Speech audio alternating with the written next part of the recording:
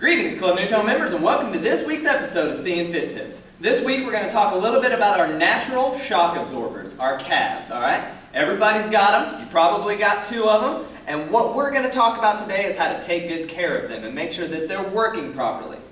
Alright, so today we're going to talk about the two major muscle groups, the gastrocnemius, which is the big meaty part of your calf, and then the soleus, which is actually what comes all the way down, turns into your Achilles tendon, and reaches down to the bottom of your foot. And our calves are what we use to do two movements. Dorsiflexion, alright, pulling that toe backwards, and then plantar flexion is the major one for the calves, and that's where we push our toe forwards. Now, with our feet, a lot of times people are really adept at pushing that foot forward, and that's great. But in order to make sure that we can stay in the proper positions and stay mobile throughout our lives and being able to do the things we want to do, we got to work on that dorsiflexion, okay? It's very important for everything that we do, especially things like running. Being able to pull that toe backwards and push forward so that we can stay nice and light on our feet and we don't accrue injuries around our knee, all right?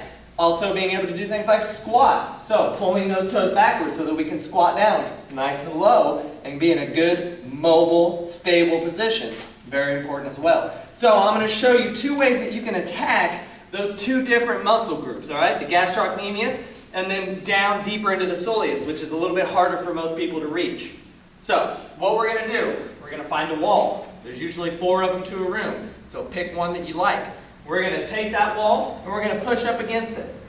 We're going to drive that back heel down to the ground. Important that you drive that heel down. If it's too hard to get it down, bring the foot forward. All right, make it a little easier. If it's too easy, take it back. All right, you want to feel a nice, good stretch where you can relax into it and let that calf relax a little bit. Now, this is going to get the meatier part of your calf, which is good, but if you really want to start to work on dorsiflexion, pulling that foot back, you want to decrease that angle in the ankle, all right? Angle in the ankle. So, we push back. Now, what we're going to do, drop that knee back. And notice the angle of my ankle decreases, all right? And reaches down into that soleus. So that's how you can really work with that. It's a little funny feeling at first, so you got to work with it. Find something that's comfortable for you. Start slow and then work your way back, all right? So, now, another piece of equipment that we have here at the club, the slant board. I love this piece of equipment. A couple things you want to keep in mind. One, get your whole foot up on that board, okay? Not just the toe. If you do just the toe, you're just going to flex your toes backwards. It's not going to help anything. Get the whole foot up there.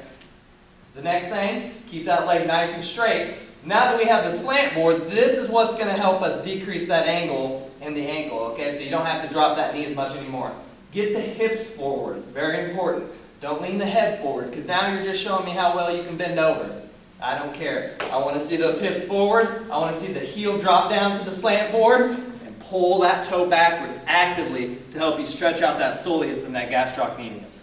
Alright, so get out there, work on those calves a little bit, hit the trails, hit the squats, do whatever you need to do to stay fit. Alright guys, this has been this week's Seeing Fit Tips. My name's Lucas Woody. You stay fit, members.